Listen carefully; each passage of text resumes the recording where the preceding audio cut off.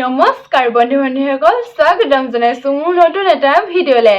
আৰু ভিডিঅ'টোৰ মাজলৈ যোৱাৰ আগতে আপোনালোকক আগৰ কুৱেশ্যনটোৰ এনচাৰটো কৈছো, আৰু যদি ভিডিঅ'টো চোৱা নাই সম্পূৰ্ণৰূপে ভিডিঅ'টো চাই ল'ব। আগৰ কুৱেশ্যনটোৰ এনচাৰ হৈছে মণিৰাম দেৱান। এতিয়া প্ৰথম কুৱেশ্যনটোলৈ আগবাঢ়িছো। 1 নম্বৰ কুৱেশ্যনটো হৈছে, আপোনালোকে জানেনে বাৰু ক্ৰিকেটৰ জন্ম ক'ত হৈছিল? এনচাৰটো হৈছে ইংলেণ্ডত।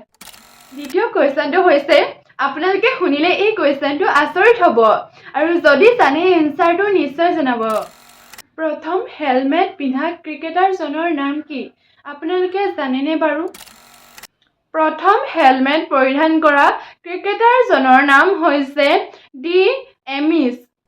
3 নম্বৰ কুৱেশ্যনৰ মাজলৈ আগবাঢ়িছো।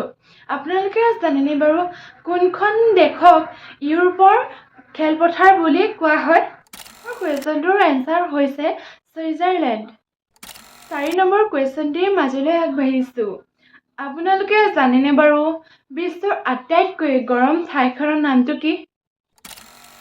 4 নম্বৰ কুৱেশ্যনটিৰ এনচাৰ হৈছে জেকুবাত। 5 নম্বৰ কুৱেশ্যনটিলৈ আগবাঢ়িছো।